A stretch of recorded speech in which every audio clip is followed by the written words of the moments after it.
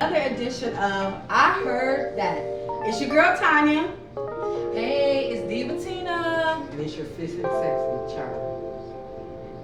Today we're going to be talking about Tiya Rayne's Where Love Is Found.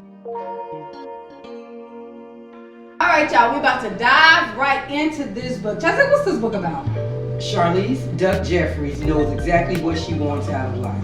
She wants to continue to grow her multi-million-dollar business.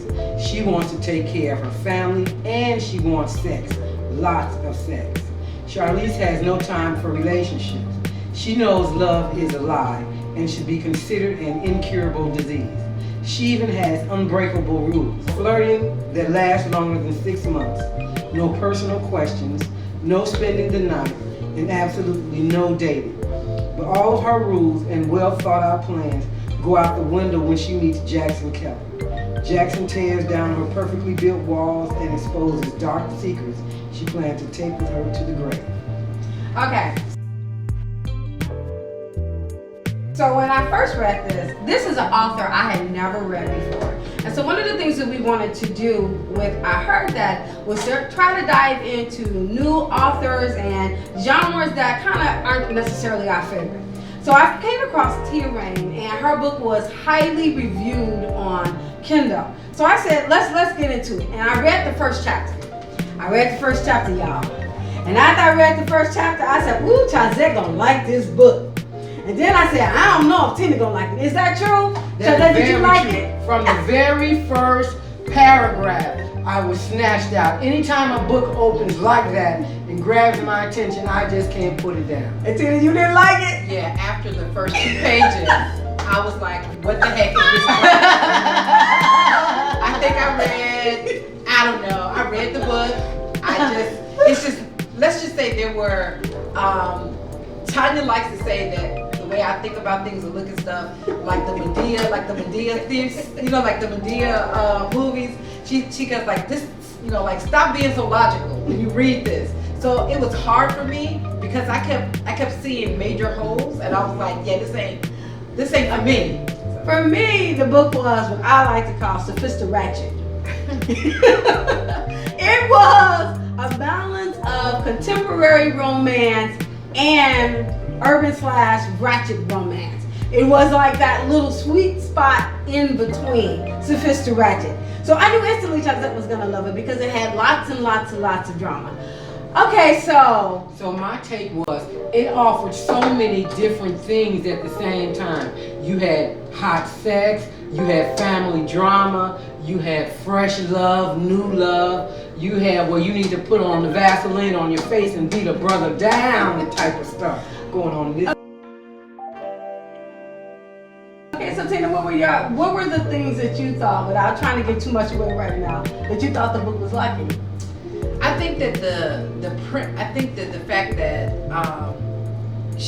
it feels like the author is writing about items she may not actually know. Okay. And so she's writing about what it is she thinks it would be like, or what would be important. So just some of the things off the top of my head was that she name dropped every single solitary item or material that she had. Okay. It couldn't be just a shoe. It couldn't be just an outfit. It had to be just dripping with all of that. And she also in some of the more intimate moments, the language that she used, that the guy she was with, the one that she cared about with, given his background, he would never say those words. Okay. So that was kind of unbelievable to me because the slang wasn't what it was, and it was unnecessary, the amount of drama. Okay, so let me back up, because in a lot of the urban books, they do a lot of name dropping. In this case, though, I thought that it worked only because, to me, it was part of her bigger masking.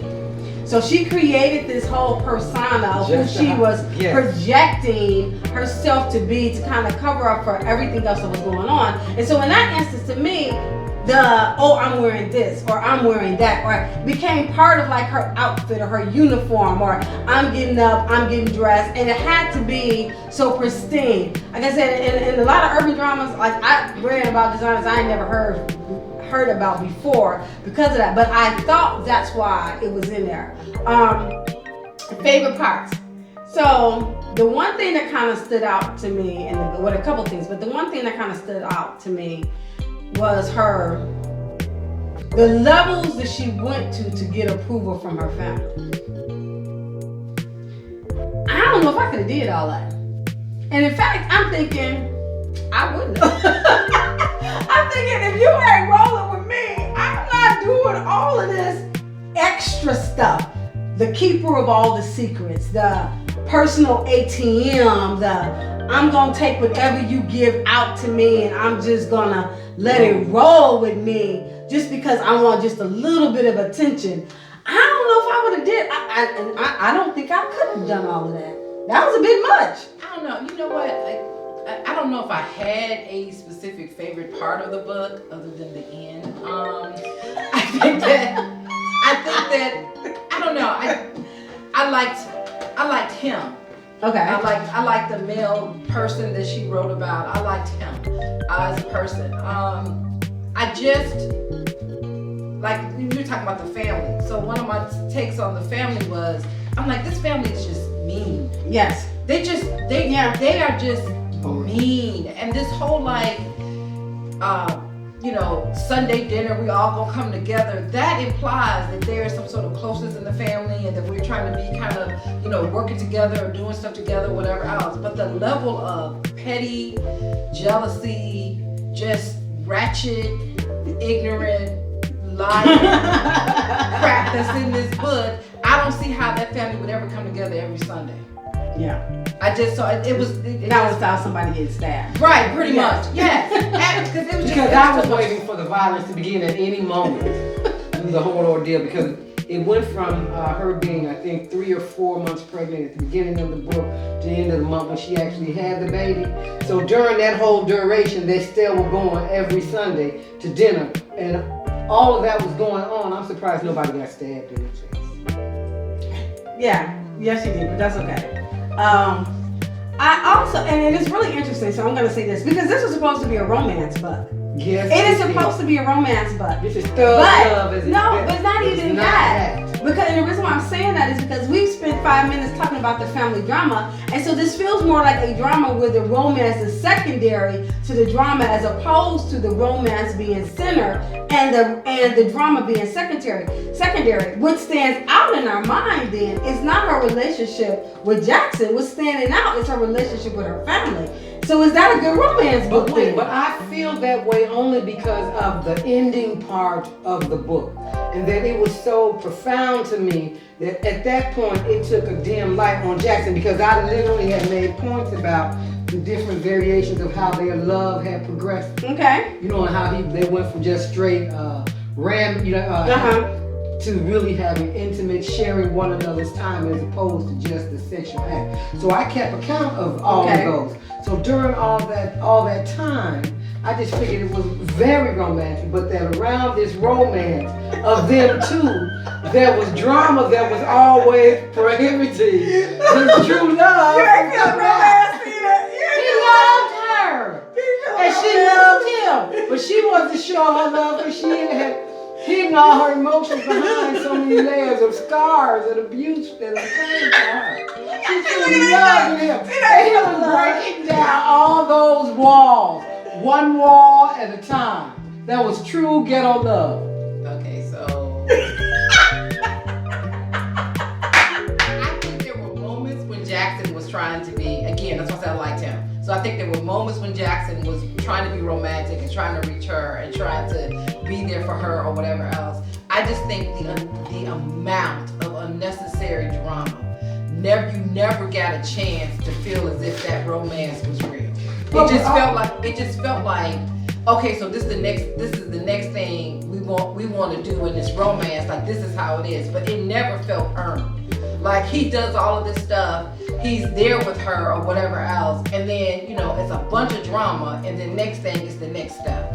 So it's the unequal romance. Yeah. Like, he had to do a whole lot more. And it's unearned. And it's like, there was no way where I felt like it was just like, oh, this is different. Oh, okay. But the drama, like you said, the drama became... It overshadowed everything. So I never felt like, oh man, I hope they get together. But then at that same point, what they did was the grandparents had 5 children, right?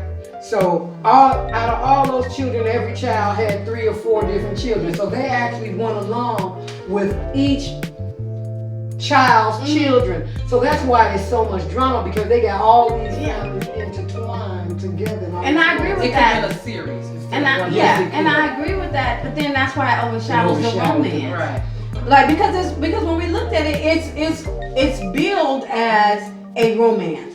And you know, you can find romance. You can find a whodunit, and there's a romance that's secondary. Right. And I'm just saying that the romance in this book felt secondary to the major issue, and the major issue therefore was her relationship with her family, and that really was the focus. So I don't know if I would necessarily consider this a romance. This is a drama. Right.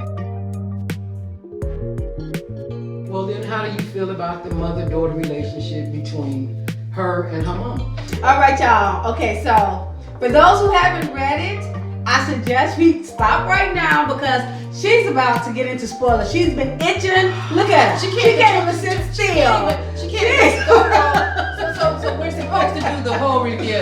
Oh, But clearly Charlotte is ready to move on to the spoiler part. So She's jumping out of her seat. So if you have not read the book, I suggest you stop right now. And we're gonna link the book below. So make sure that you look below for the links for the book. All right, Chazette, since you jumping at the bit, let's get in it. Okay, so now. It really intrigued me why she didn't want to have any further contact with her mother since the age of 16. And that even though she kept having all these sordid dreams and all of that, I had no way in the world would have thought that that's what her mother was doing. But let me tell you, I get her relationship with her mom. And how grandma never got it. No.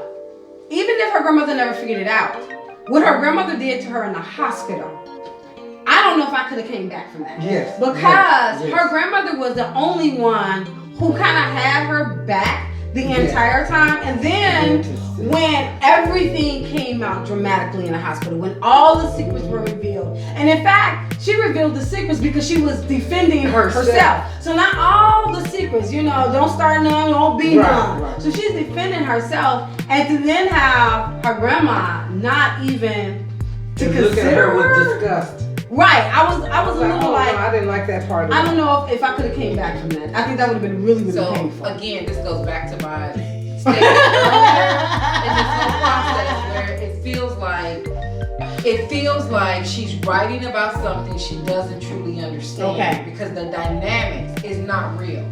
So there's no way if, you know, grandmother's like, you've been my, you know, basically you're my baby girl and all of this other kind of stuff, and all these truths come out that you don't kind of like try to protect her also. Yeah. So and the idea that, oh, we, you know, like I didn't know, or the other kind of things that people typically say. I just felt like it read unreal.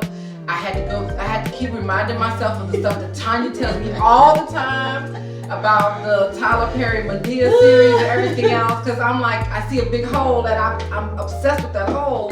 That's what this book did for me, constantly. I was like, how, but that makes no sense. And that was like a big one for me. Yeah, her relationship with the grandma, right? Because it didn't read true. It didn't read true. Like, how do you get back? Like, this is the woman who's raised you, who's even when everybody else pulled you down, she's the one who, she's the one who upheld you and empowered you and strengthened you. And then at that pivotal moment, she's gone. Like, okay, so like I said, and if that were true, and I understand Tiya's whole, I don't know how you get past that. Like, I think of everything that would have happened to her, that would have been the hardest. That would have been the hardest. To have her one rock, then kind of just turn her back on her. That would have been the hardest. Oh yeah, one last question. Okay, would we recommend this? Y'all, Josette yet? I am like, no. You know what? Let me be fair. I mean, I did finish the book. I finished it in 2 days. I power read it. I got through it and everything. there were some scenes that I thought it was decent, or that there was some potentials. I think this would have been a much better book if she had made this into a series, and as opposed to trying to have so much drama. I mean, seriously, there was at least 7 major drama issues going on, and each one of those dramas could have been could have been its own thing, right? Yes. So I just think it was too much thrown at it, and there was not enough character development that felt real. So, like I said, I power read it. It's personally not my cup of tea at all. So, I would go like this. And I'm in the middle. I'm in the middle. And you're gonna figure this. This is how it's gonna be this way a lot. Okay, I read the book. First of all, I read books crazy fast. So I read the book crazy fast. And it was one of those books that I read crazy fast. And I was like, it's really full of drama. And so for me personally, I'm a happy ever after girl. So the fact that the romance kind of came secondary to the drama, to me is a bit much. I read for escapism, and so it was a lot. So if you are the girl or the person who likes a lot of drama, get in it. Because trust us when we tell you, it is a lot. It's a lot of drama. But for me, like I said, the drama overshadowed the part that I was more interested in, which would have been the interpersonal relationship between her and Jackson. I'm not gonna say I hated it, because I didn't, and I thought it was a good read. But is this an author who I would sit back and read her entire collection based off this one book? No.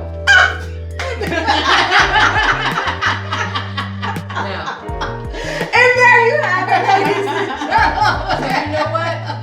So, just so you know. What would you give the book overall, like a rating out of 5 or 10? Oh, we are in deep thought. I'm probably at about a 7. Tina's 5. I already know. Oh, 4 was an He's option. no. 5 is the lowest. I probably said 5. about a 7. About a 7, 8. 7.5. Yeah. All right, Tina. -5. Close us out. -5. So you know what? We have a lot more to say. Charlzette has like at least 15 different questions, all tearing apart each one of the different premises in the books that goes deeper into spoilers, because you could tell she don't want to just talk about the overall book. She wants to get deep in it. So why don't you come and join us? Go to I Heard That Books and Reviews for more conversation on Facebook. We look forward to talking to you. See you next time.